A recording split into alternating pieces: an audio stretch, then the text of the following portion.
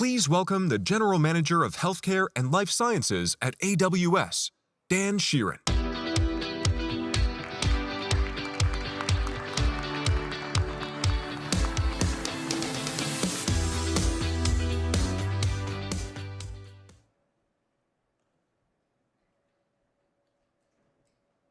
Imagine living in a world where if you had an important question that you needed to answer, but you did not have all the data you needed to answer that question, you needed to go find it, and it was very difficult because it was maybe printed out on paper. Or maybe the data that you need to answer that question doesn't even exist, and you had to manually go and create that data. Now, once you had your data and your questions, imagine if you had to go stand in line and wait until it was your turn to give your data and your questions to some specialist team that was going to actually go do the work for you. And then you just wait until they're done. And they say, "We have your answers you've been looking for." Well, guess what? That's the world we live in today. And even though it is in fact true that we have many AWS customers who are using generative AI technologies to do incredibly impressive things, like you see here, developing new drugs, developing new diagnostic tools, developing new clinical decision support systems using generative AI. That's all true. You know what's also true? At most of these customers, the vast majority of people are using the same technologies and the same methodologies that they were using before anybody had ever heard of generative AI. And that's tragic. It means we're not developing therapies as quickly as we could, or diagnostics, or clinical decision systems. And in the famous words of Dr. Paul Janssen, there is so much more to be done. The patients are waiting. Now, at AWS, we are in the fortunate position of working with thousands of healthcare and life sciences organizations all over the world, from startups to the largest biopharmaceutical companies, providers, payers, and the many technology companies that serve these organizations. And from our work with these many customers, we have seen that there are three main challenges that prevent our customers from realizing the full potential of AI and generative AI. First, it's often too hard to find and access the data needed to either train a model or make use of a model. Second, if the data doesn't even exist, generating the new data needed is too hard and is often still a manual process. Third, AI is just still too technical for most people.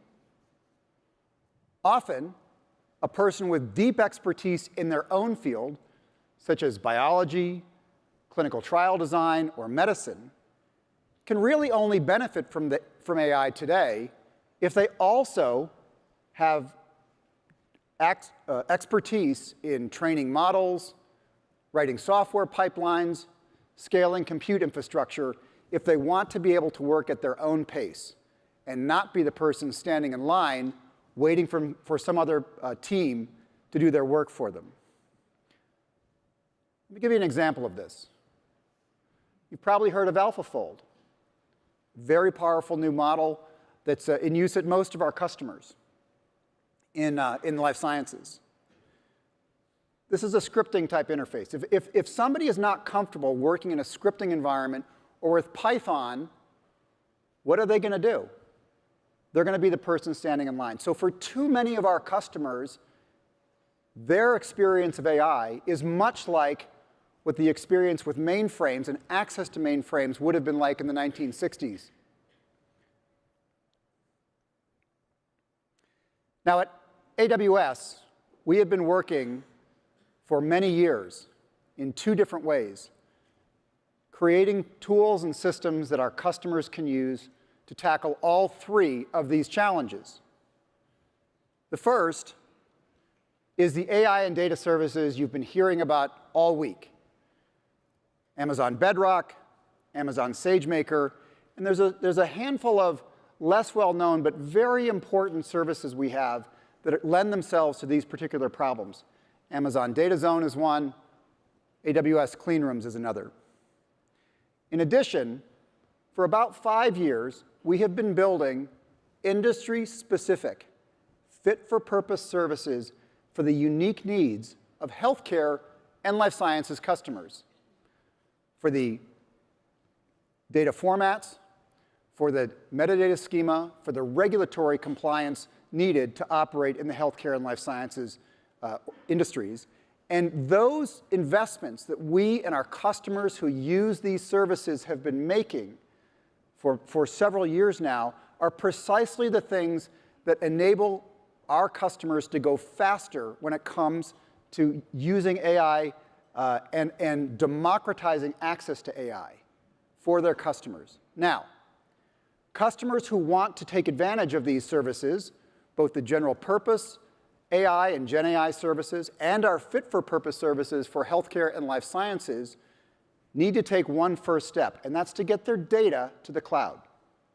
It's funny, I often say the best thing that ever happened for most of our customers was for the CIO to get excited about AI, because now the CIO is telling everyone, you've got to do everything possible so we can take advantage of this, which is giving our customers in the digital and IT organizations the support they need to do the things they wanted to be doing anyway. Getting data to the cloud is the first step, because only when the data is in the cloud can you take advantage of the elasticity, the security, and the availability that allows data science and AI to happen at scale. Now, one customer who's really showing how to do this right is Johnson & Johnson. Starting in 2010, J&J was one of the first pharma customers to adopt AWS, and we've had a strategic collaboration ever since. Today, J&J follows a cloud-first strategy. J&J set a goal to move 50% of their applications to the cloud by 2025, and they've blown past that. In fact, they've also seen a 5x increase in cloud adoption just since 2019. This activity has had significant business impact. So today, J&J is using the cloud in their biosignatures platform to support small molecule drug discovery, in their safety platform to manage adverse events, and in physics-based modeling and simulation for their orthopedics research. Now, by moving to the cloud and adopting our generative AI and Gen AI services, AWS customers are accelerating innovation across the continuum, from R&D to diagnosis and treatment, and then even on supporting patients over their health journey. Let's start by talking about R&D. So how are new drugs discovered? Well, the first step, as many of you know, is called target identification. And this is where you identify and validate a biological molecule or a cellular process that plays a crucial role in causing a disease, and one that can be targeted by a drug. This is typically called a receptor. This is an enormously complex challenge because it requires many different types of data, as you can see. And the data that is required is often spread over many, many different data sources. So this creates these two of the three challenges I referenced before. How do you find all of that data? And then how does somebody who is not super technical make use of that data for target identification? The reason this is so challenging is that in this type of work, the researcher cannot predetermine what data they're going to need or from what source. They often spend hundreds of hours searching through different data stores, and this results in a very dynamic and multi-step workflow where each step depends on what they found at the prior step. Now, in theory, data catalogs and automation should be able to help this problem a lot. In reality, it usually does not happen. And I'm going to talk about both why it doesn't happen and the solutions we've been developing. So let's talk about data catalogs first. With data catalogs, they've been hindered by incomplete and incompatible metadata schema. Within one organization, different teams develop their own schema. Automation systems have often required rigid rules that have lacked memory retention for learning. So on the first problem about data catalogs, we introduced the Amazon Data Service a couple years ago, and since then, we've seen very successful use by this service by healthcare and life sciences customers such as Natera, Bristol Myers Squibb, and Guardant. And because the problem that DataZone directly addresses is twofold. Number one, harmonizing disparate metadata, for which we use LLMs inside of DataZone. And secondly, providing governed access. It's often the case that even within one enterprise, it is not appropriate for one team to access another team's data unless the appropriate permissions have been put in place.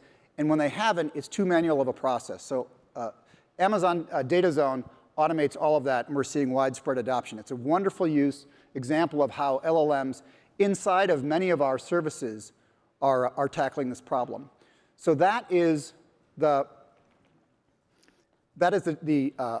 data catalog challenge. Now, the automation challenge is another example where we're applying generative AI technologies.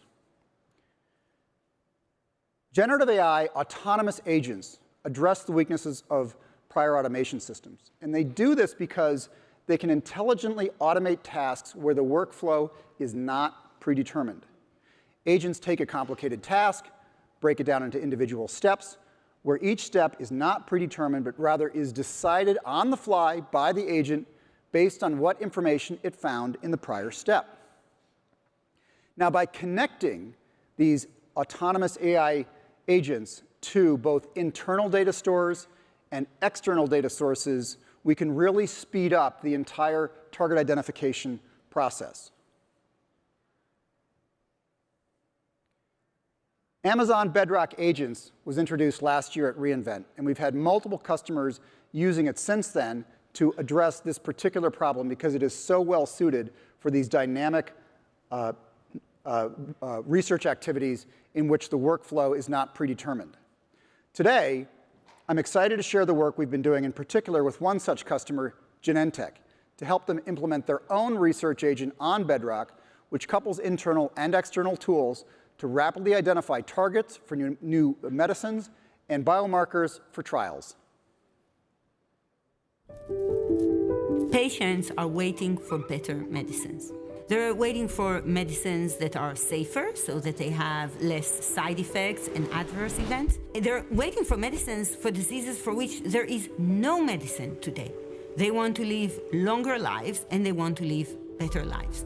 And the thing that stands between patients and those things is the enormous difficulty of developing new medicines. There's thousands of different cell types and states in the human body. There's 20,000 genes in the genome. There's 10 to the 60 different small molecules with medicine-like properties. There's maybe 20 to the power of 32 possible antibodies with therapeutic-like properties. You can't actually enumerate all these possibilities just one by one. You can do it in a lab for sure. You can't do it with the entire human population on the face of the planet. And you can't even do all of it on a computer. And because the space is so big, because the challenge is so vast, we cannot simply rely on our ability to do experiments. People are really smart, but we are not infinite. We need extra help, and generative AI gives us this extra help. We've had a great relationship with AWS to build a research agent that is really fit for purpose for our scientists across Genentech and across so many different disciplines. Working together with Amazon Bedrock, we've been able to build links to relevant databases so that we can query them. So a typical scientific workflow will start by looking through a particular database, then a second, then a third, typically applying a particular computational method to analyze that data. What an agent in principle allows you to do is to automate this process. Until relatively recently, tools such as generative AI have really been the preserve of computational scientists who had the expertise to execute them. One of the things that I'm especially excited about, however, through the development of tools such as autonomous agents, is the ability to democratize access to data sets, to computational tools, so that they're accessible to scientists who have maybe got less computational background, but who, through interacting with an agent in a really iterative and coherent way, are able to take advantage of these tools and use that to directly accelerate their research. We are putting the amazing capabilities and knowledge of AWS, both around autonomous agents and LLMs themselves, but also around how data and the cloud and tools operate. And in this, the agent really gives us an unbelievable boost in the work that we're trying to achieve. They're able to reason. They know information. They have memory of past event. They can execute actions. And they can do some of this work. One of the reasons we're really excited about agents is that we actually believe that they help our scientists do better. They can't replace our scientists. They actually boost our scientists. The really cool part happens when you let the agent and our top performer scientists work together. Then they perform together far better than our best scientists. And that means that our best scientists is now a better version of themselves. We make our people able to see things they couldn't see before, and we give our people time to use their unique and very special brains to do those things that only humans can do. That brilliance, that creativity, that pushing to the limit that is decidedly and uniquely human. Of course, the ultimate benefit of this is that we're able to identify targets and to design studies that are going to get medicines to patients faster. And that's really the core of our mission here in Genentech.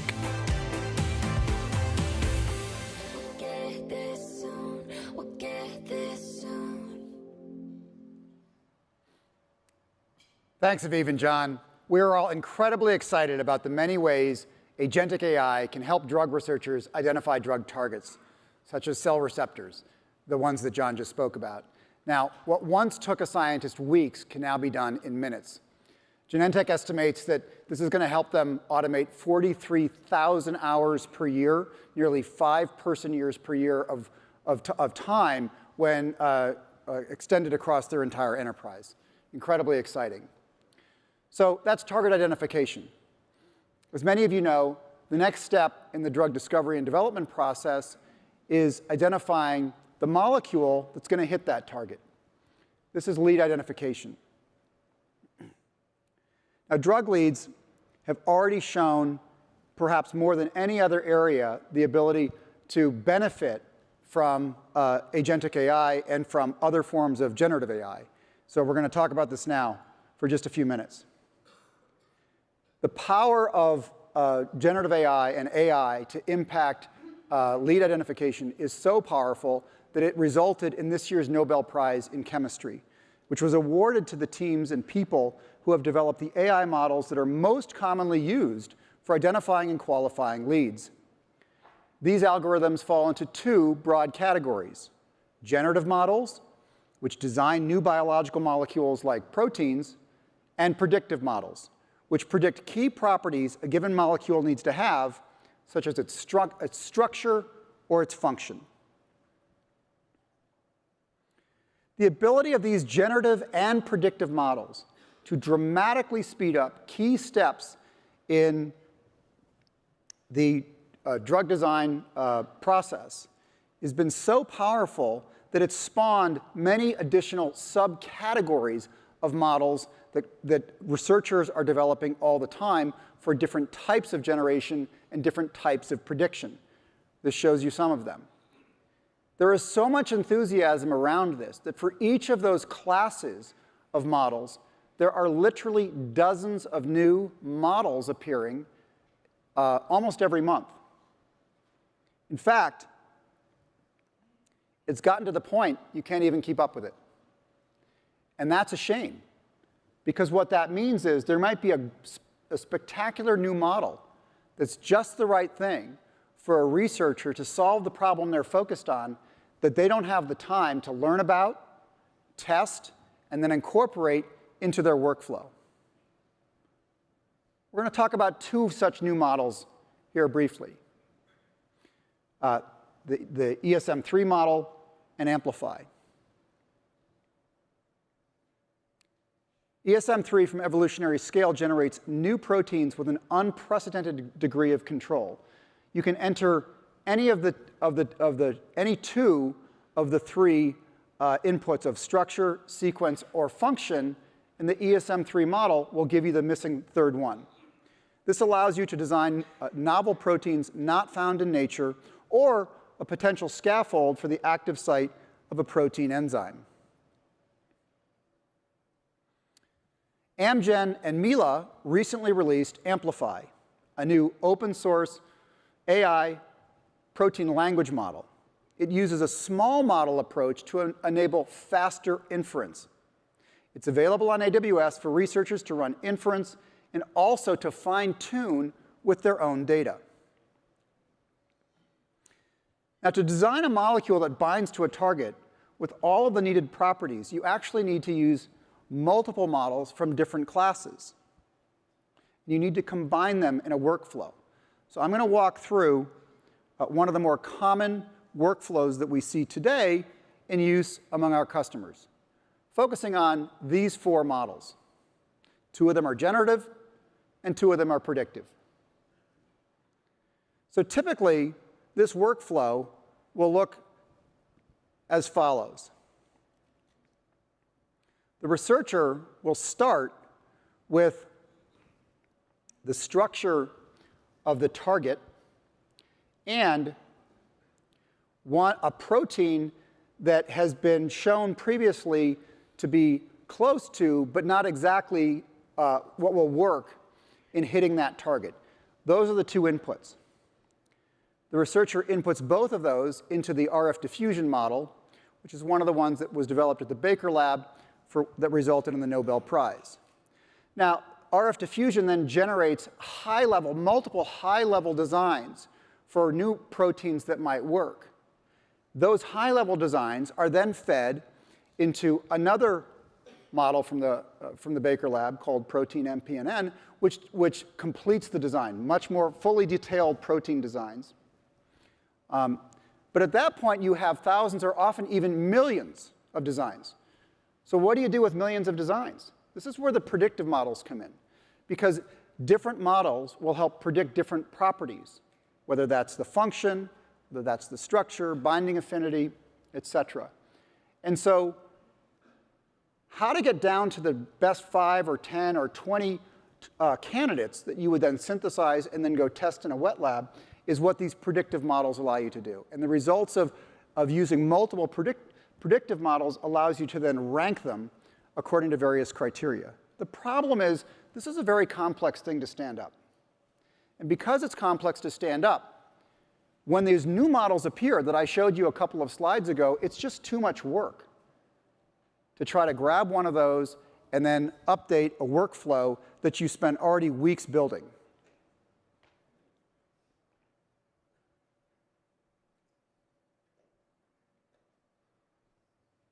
This is the reason we've developed AWS HealthOmics. HealthOmics frees up biologists to do biology instead of writing and managing pipelines. And we built it to build, automate, and scale biology workflows. Originally omics workflows, and over the past year, we've expanded it in order to orchestrate AI biology workflows. We've pre-configured it with the most common workflows and models like the ones I've just shown, but you can also bring your own models.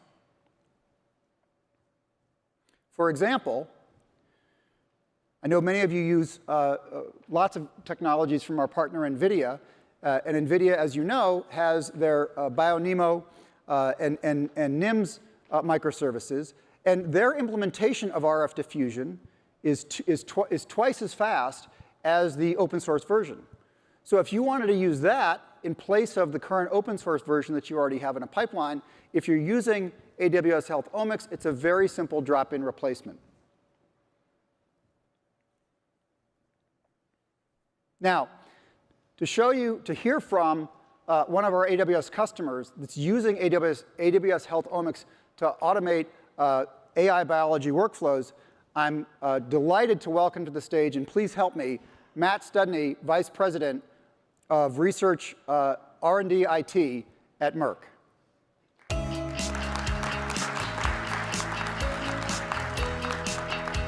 Thanks, Dan. Great to be here. So Matt, tell us about ways in which Merck today is using Health Omics to speed up drug design through AI biology models. Yeah, we had a great talk the other day with Aaron Friedman from AWS and Danny Bitton from Merck, where we talked a lot more detail about this capability. But ultimately, together with the AWS Health Omics team, we developed a cutting-edge Gen AI pipeline for protein design. The pipeline integrates RF diffusion models, protein language models, and integrates AlphaFold structure prediction, which allows us to design novel molecules with unprecedented speed and scale. Applications range across vaccine development, diagnostics, discovery of new drugs, and biocatalysis. Really, this represents a potential new frontier in medicine, where these advanced technologies can redefine what's possible. And we can create proteins, peptides, and enzymes in silico with desirable properties that are really not found in nature. And some of this is actually already being validated in our wet labs, which is why we do what we do. That's fantastic, Matt. And you've been a great partner of ours in helping us really make sure that that Health Omics works for your researchers. Now, as you know, once we've designed a drug, the next step in getting it to patients is clinical trials. Now, and for most of our customers, clinical trials represent 65 to 70% of both the time and the cost of developing a new drug. And that's why so many of our customers are focused on how to liberate the data, get it into the cloud, and be able to use modern analytics and AI to speed up those processes. So can you share with us your own journey at Merck about how you're modernizing your data infrastructure and clinical data sets to achieve these goals? Yeah, absolutely. Happy to do so. Thanks, Dan. So we have a program at Merck called Zero Gravity. What is that, and why do we name it that? Well, our most important transformational program that's taking place at Merck right now, where we are redefining our business processes and technology stack for clinical trials, is called Zero Gravity. We're modernizing our tech architecture and capabilities, and it's a multi-year effort where we're probably 2 years in that's going to affect the jobs of thousands of people within our research labs. And the reason we called it Zero Gravity is because we've tried this before, but we collapsed under the weight of the complexity of what we've already built. The case for change is pretty obvious. We needed to simplify our current state architecture. We needed to have more agility. Right now, when things get thrown at us, whether it's a pandemic or a new trial design, it's very hard to change and evolve our systems to reflect what we need to do to run that type of clinical trial. Efficiency. There's a lot of friction in the process, from study builds to starting up sites to executing the trials, collecting the data, cleaning the data, analyzing the data, major opportunities to make that more efficient. And that allows us to focus more on what we do best, which is discover and develop drugs. So those business drivers really allow us to reduce that integration and system complexity. Right now, we have probably 200 applications and systems. So imagine the middleware. Imagine when something breaks. How long does it take to actually get it back up and running? And if we're delayed a day in a clinical trial that is successful, that's a day where we delay patient access to that life-saving medication. So it's very serious for us to get this right. We have to adopt to those clinical trial innovations. We have new modalities, we have new patient targets, and we need to be able to get this all done faster and more efficiently with higher quality. The increase in R&D productivity and user satisfaction and user experience is a key one I already alluded to. We, the sites we work with, and the whole ecosystem can use the benefits of an efficient platform like the one we're building. And ultimately, going to a SaaS model with cloud architecture will allow us to keep things current, upgrade regularly, debug issues, and move on to the most important things. The approach we took was first to have a business capability platform. We selected Veeva Vault Clinical Suite. That's for things like electronic data capture, clinical trial management system, study startup. Those capabilities are core to what we do. Second is the clinical data layer. And even though we're going with Veeva, we already have other ecosystems in play, both internally and when we acquire companies or work with other companies. So we always needed a place where we can ingest data from any source, any format, transform it to the standards we need it, and then to allow our users to consume it. And this is not a simple process. It's highly regulated, lots of challenges that have taken place over the years that we've addressed, but we need to make this a lot more seamless and frictionless. And we chose Amazon Web Services to partner with us on this clinical data layer because they bring a tech stack expertise and an architecture that we know will make all those things possible. Right now, we've already launched the capability to do encoding, blinding, masking. We're really close to having all database lock capabilities that we need. And we're doing that with Bedrock and the Anthropic models. The more difficult outcome that we're trying to achieve is an SDTM engine, where you've got dynamic standards sitting in the world of clinical trial design and the standards at which we need to analyze this, because the trials are getting more complex, the drugs are getting more specific, we're looking at very specific mutations, the data is exploding, the images are getting larger, and we're going to need to be able to make that happen with a lot less manual effort. And so far, in some of the pilots we've done, we've seen increases in accuracy that get us to the 90% of what we need in the final outcome. And it's been a great partnership. We're looking forward to continuing this. We're going to hope that this can get productized and that other people can sign up. So you too, in the audience that work in pharma, should take this approach as well. So thanks, Dan. Thank you so much, Matt. You're welcome.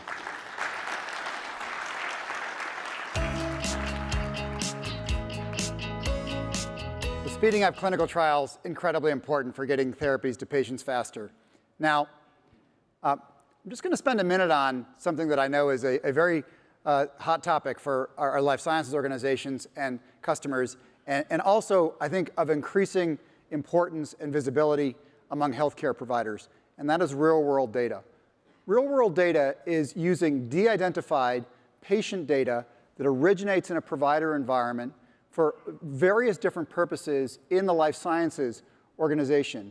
It's a key part of the target identification that John and Aviv from Genentech spoke about. It also plays a key part in clinical trials, in things like identifying which sites would be potentially a good place to conduct a trial, and which patients are likely to be responsive to a given new therapy. There are many uses for real-world data also in the commercial part of life sciences. Today, the process of identifying, licensing, and then using real-world data inside the life sciences organization as real-world evidence, although it's extremely important, it's also extremely painful.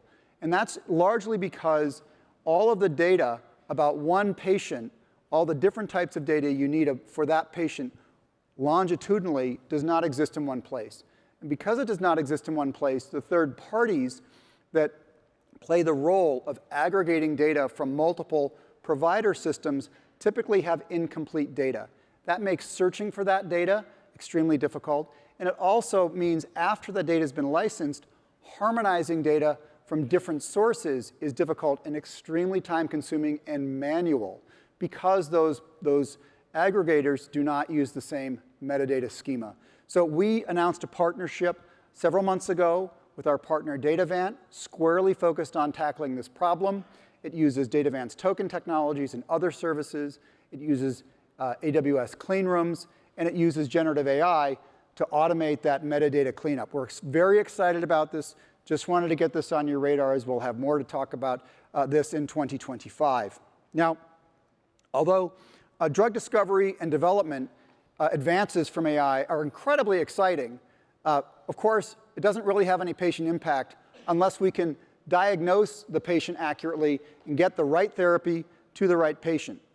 Now, here too, AI is playing a tremendous role in accelerating.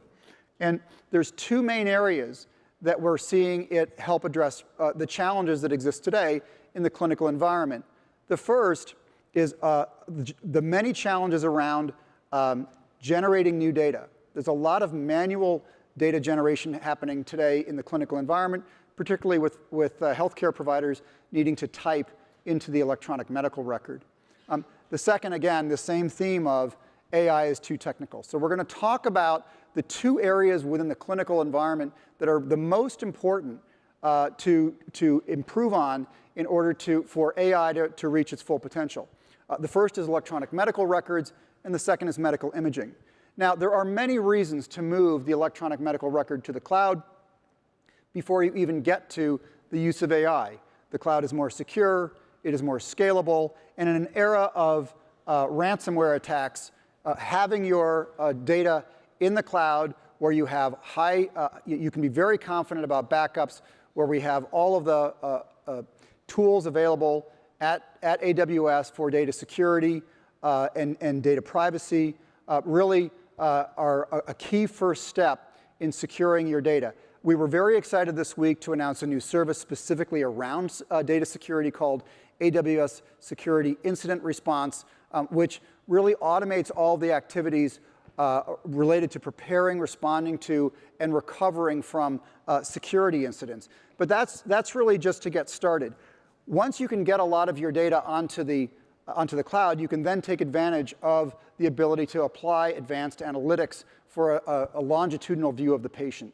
We have seen a tremendous amount of progress in the past year in healthcare providers, particularly those who use Epic systems, moving their systems from on-premises onto AWS. And we couldn't be more excited about the gains that they have seen, the benefits they have seen, including 100% availability of the patient chart, 25% better performance, and 30% savings versus on-prem. Now, these are some of the reasons why AWS was named as the leader in cloud performance by KLAS Research just a few weeks ago. AWS has the highest overall performance score of 94 out of 100, and that's because of a combination of technology, speed, and support. Respondents praised AWS for its high-performing products, rapid deployment speeds, and the exceptional expertise of AWS teams. As I said, once the data is in the cloud, then it becomes possible to do analytics and AI at a scale and a pace previously not possible.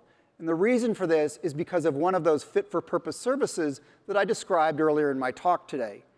Several years ago, we launched AWS Health Lake.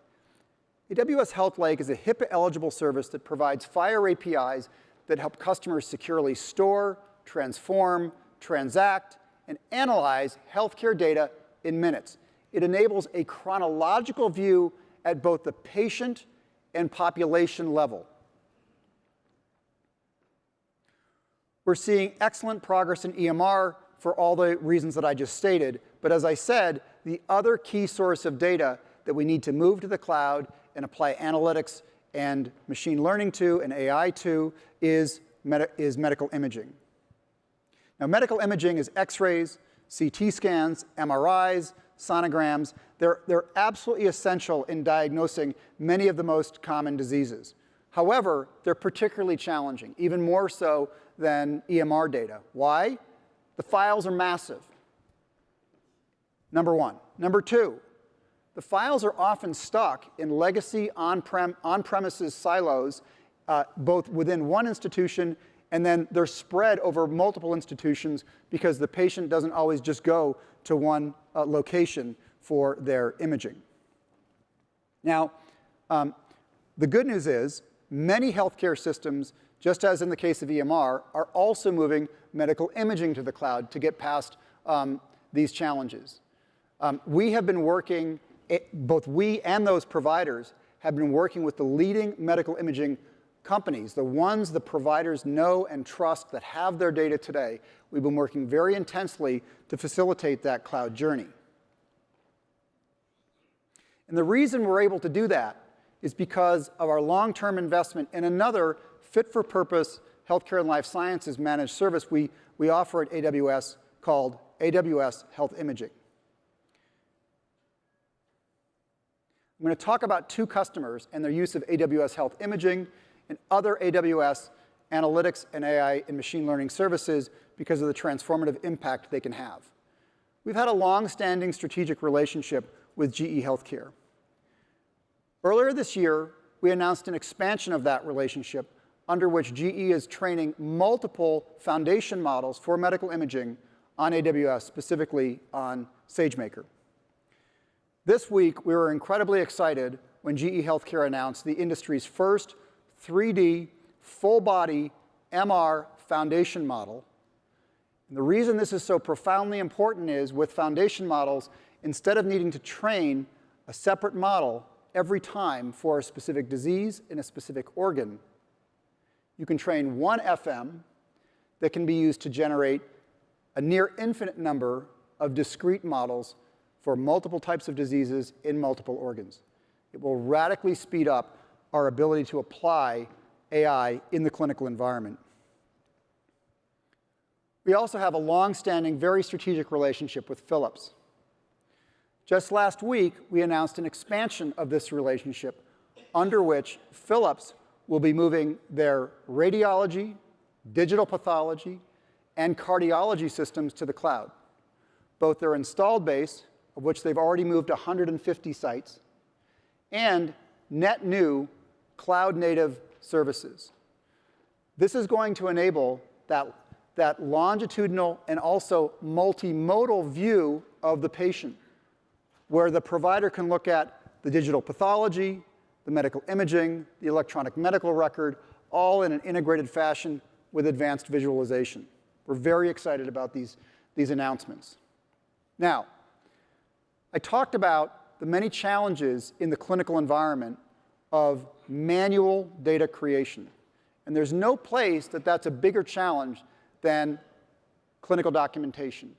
This is whether that's in a consult or even in the medical imaging that I just described. In both cases, either during the appointment or after looking at the scans and creating the study, the provider needs to enter information into some system. Today, that is done typically via typing or through relatively unsophisticated voice recognition systems. This is where LLMs and generative AI really scale and can have an enormous impact. And the reason why it's so important that we take advantage of that is because clinical documentation today is the burden from clinical documentation is the #1 driver of healthcare provider burnout and people leaving the profession at a time when we actually need more healthcare providers. So to talk about not just the potential, but the reality of what generative AI can do to address the clinical documentation burden, I'm delighted to welcome Dr. Ruben Amarsingham, founder and CEO of Pieces Technology, and Dr. Amy Merlino, Chief Medical Information Officer at the Cleveland Clinic.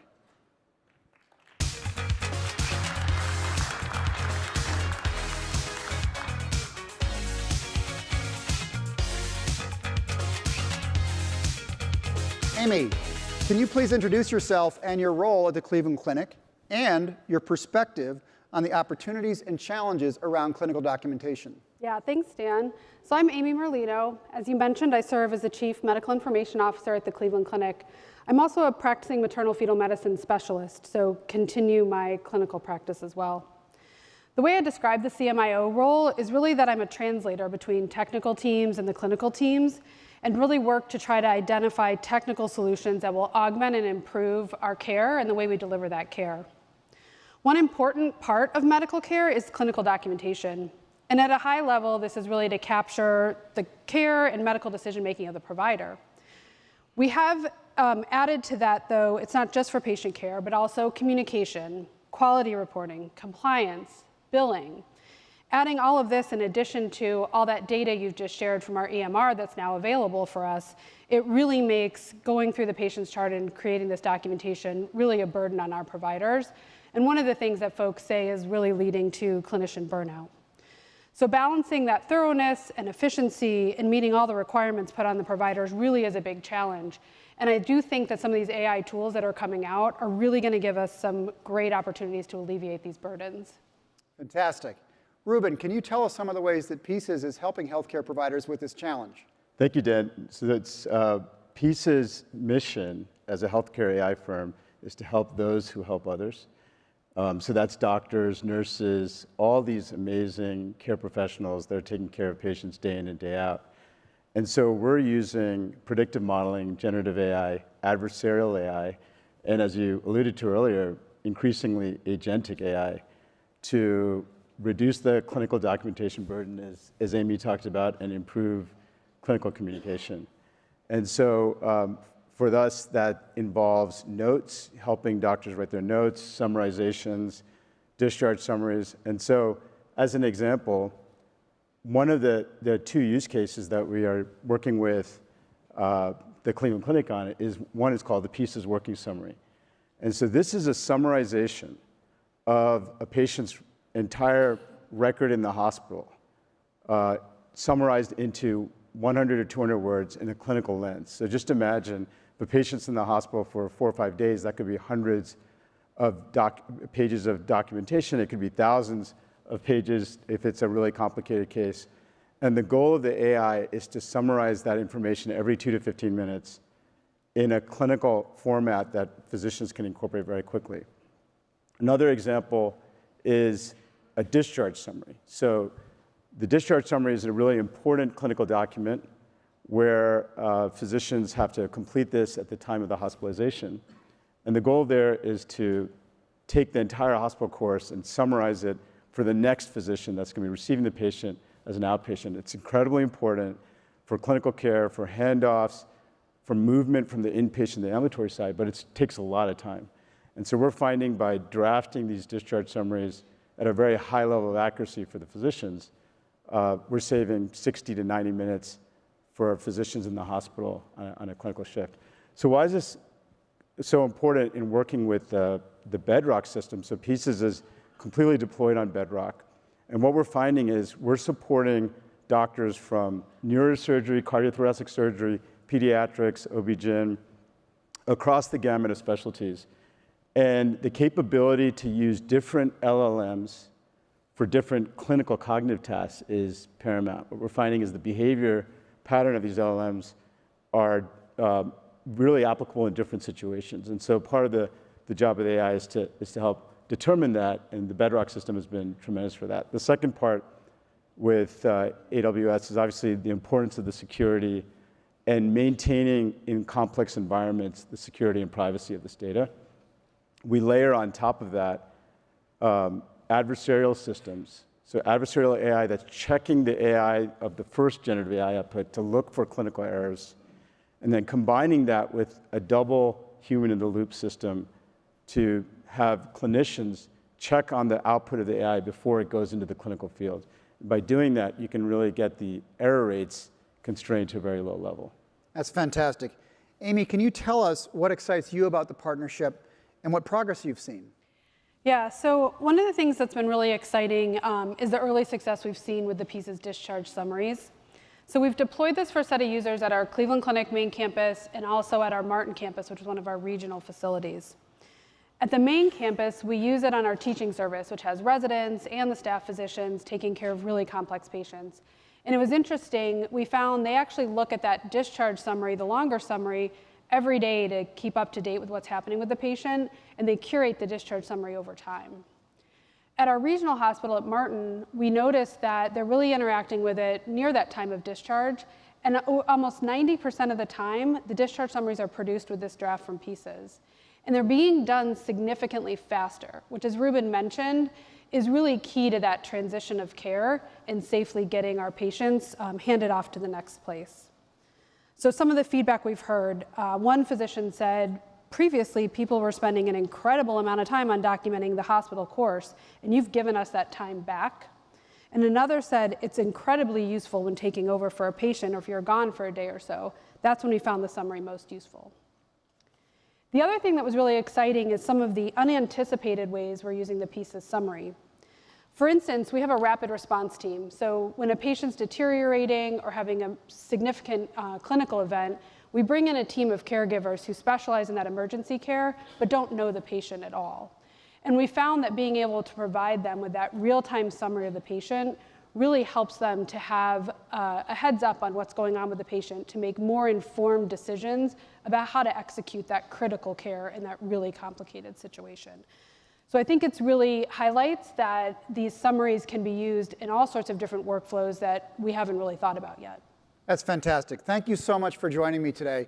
I couldn't be more excited about how we're addressing the clinical documentation burden by partnering with leading healthcare organizations and technology vendors. Yeah, thanks, Stu. Quicker.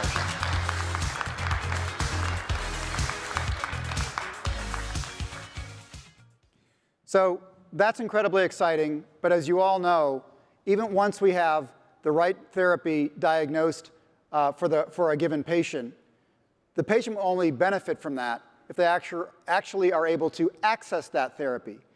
And to hear more about how to transform patient access to therapies, I'm very excited to introduce you to a customer that we think is really at the leading edge for this problem.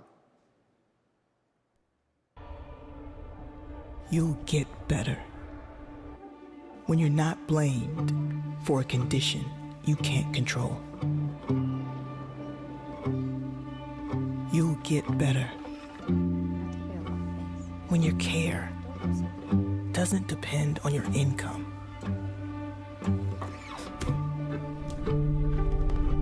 You'll get better when your pain isn't minimized, dismissed, forgotten. We will never stop trying to get better. Because when medicine gets better, all of us can get better.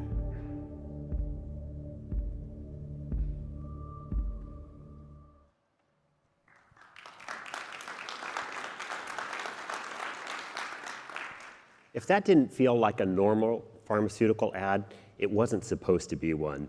We want to do something different. My name is Diogo Rao, and I am the Chief Information and Digital Officer of Lilly. We are a medicine company. The problem with traditional pharma ads, and we have plenty of them, is they're usually two people out on a lawn playing with a dog. It's a happy time with a jingle. But if you've ever been diagnosed with something, if your parent, your child, your partner has been diagnosed with something, it's a scary, confusing time. It is not a happy time because life is tough.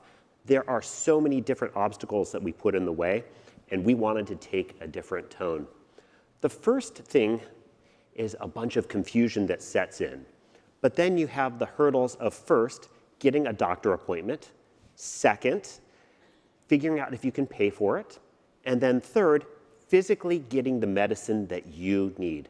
Those are three huge barriers. Now, the first barrier of finding a doctor appointment is something all of us here can relate to. We've all said, you know what, I'm going to do something about this, and I'm going to make a doctor appointment, and then first available is like in June, right? Well, the second problem, the problem of payment, is something that we all know about. We've all seen outrageous prices for medicines. But only some of us here have probably struggled to pay for them. That is not the case for so many Americans around the country, because in the United States, we've decided to take a very different model from the rest of the world. Very different from Canada, very different from Europe. And we've said that the cost of medicines should be really placed on the patient itself. That is not the same for everything in the healthcare industry, but it is especially true of medicines. If you go to the hospital right now, you are going to have to pay something out of pocket. You're going to have to pay, if you have good insurance, you're going to have to pay about 3% on average out of pocket. If you go to the pharmacy to get some medicine, maybe some life-saving medicine, you're again going to have to pay out of pocket. But this time, you're going to have to pay 20%. And that disparity of 3% to 20% is just perverted economics. It makes absolutely no sense. Why should you pay more for medicines that will keep you from going to the hospital instead? This is why we need to do something different. So I did not come from the life sciences industry. I've been in it for about 3.5 years. Before that, I was at Apple, where I led engineering for our retail and our online stores. We had a different set of problems there. But coming here, I wanted to do something different. I wanted to change the way that all of this works, and that's what brought me here today. By the way, I forgot to go back to my third challenge. Our third challenge is actually physically getting the medicine. This is one that actually we cannot, that probably most of us here cannot relate to, but is a huge problem across this country.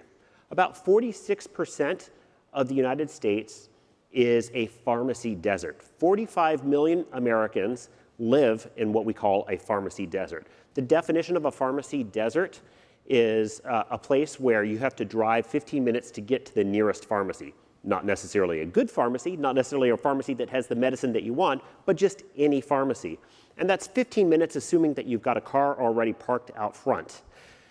If you don't have the money to have your own car and you have to take the bus, you have to walk, you have a wheelchair, it's a lot more than 15 minutes, and that's a very real barrier. So those three problems all together, being able to get an appointment with a doctor, finding a way to pay, and then physically getting the medicine, those are three barriers that we absolutely, positively have to change. We have made the first step here at Lilly. I believe we should bring that whole period down from months, from when you decide you want to get a medicine to when you actually can take it, from months all the way down to a single day, maybe even a few hours. We've taken that first step with what we call Lilly Direct. Lilly Direct is something that we believe is the first of its kind in the pharmaceutical industry. It's going straight to the consumer. That is not something that this industry knows a lot about. But now, if you are living with obesity or weight management, diabetes or migraines, you can immediately search for an independent doctor that's near you or arrange a telehealth appointment from an independent doctor. When I say independent, I mean a doctor that is not paid by Lilly or employed by Lilly. And the best part is, especially with telehealth, you may even be able to make that appointment today. So problem number one, getting access to a doctor, we've got that solved.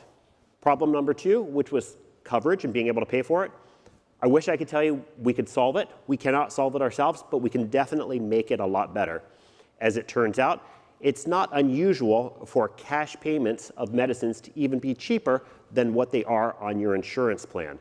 So we make it possible for people to do cash payments, do no prior authorizations, and be able to speed through the process. Now, problem number three is getting the medicine. Now, with Lilly Direct, you can get the medicine at your nearest pharmacy, or you can get it shipped to you at home or wherever you would like. Just like Amazon doesn't sign you up for one specific or tell you have to use one database or one large language model, we don't do the same thing either. We say you can use whatever pharmacy you want, and if you want to even use this one, you can, of course, use Amazon Pharmacy. I actually personally use it. It's a great one.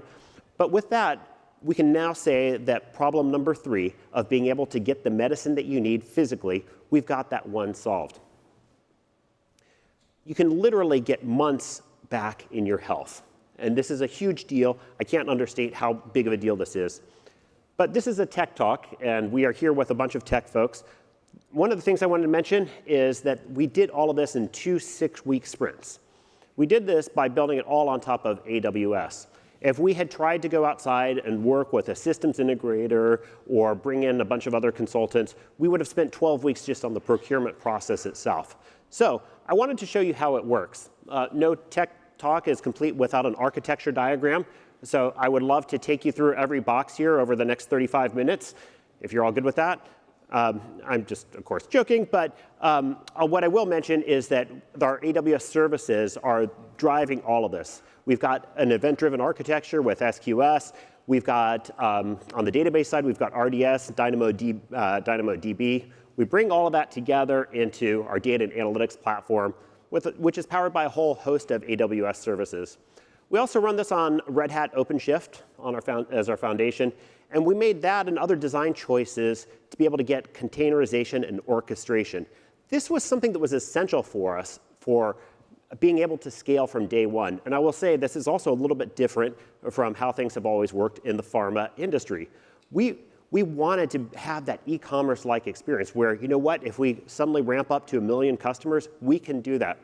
But really, the best part about all of this is that what we built here, this whole architecture diagram, although it says LilyDirect on it, it's not really just LilyDirect. It's a whole set of reusable infrastructure that we can apply to a bunch of other projects. I'll also mention that we did design this at mobile first as a progressive web app. And the other thing is we designed it with accessibility in mind from the start. And before everybody rolls their eyes and says, well, of course, everything's designed with accessibility, in the pharma industry, the healthcare industry, it is absolutely not the case that things are designed with accessibility from the start. And to prove that to yourself, just open up any medicine you have, and you'll find a set of instructions for use, which are folded like origami style, which anybody with a motor disorder is not going to be able to unfold. They're written in one language, so if English is not your native language, you're not going to be able to follow along. If you're neurodiverse, the instructions are so dense, you also won't use them. And then, of course, what font size is it? It's like font size 6, so if you've got low vision, you're out of luck. This is not an industry that has been built on accessibility, and we wanted to change all of that. Putting all of this together, though, it's an incredibly exciting time. Everything you heard Dan talk about at the beginning on the discovery side, I would love to talk to you about more. But none of it matters unless people take the medicine that they need to save their lives. And so I would just encourage all of you, don't put off that doctor appointment you've been putting off for a while. Go visit your doctor, get the medicine you need, take care of yourselves, take care of your family. We only get one life to live. We only get one body. Thank you. You know, you only get one body. It might be the perfect size to do this. Your body may take up a lot of space, or have to speak with its hands. But no matter what body you're born with, you only get one. Let's fight like hell for it.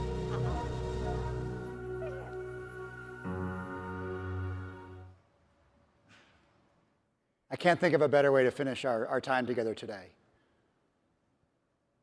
We spent the past hour, and thank you for your time with us, talking about all of the ways AWS and our partners and our customers are using cloud, AI, generative AI technologies to transform every aspect of the continuum of R&D, diagnosis and treatment, and of course, supporting patients on their journey, as Diogo so eloquently just shared with us. And the reason why we could not be more excited about the future is that we are seeing every month a greater impact. And although it's fun to see and exciting to see the impact with providers, and it's incredibly fun, especially for those of us who are really into advanced technologies in biology, the impact that we're seeing in life sciences, it's truly only when the patient is impacted that we all are achieving our mission. And I know so many of you, I see a lot of familiar faces in the crowd. I know many of you chose your profession because of the impact that you wanted to have on patients. And you're doing it. And so thank you for spending time with us today, and have a great reInvent.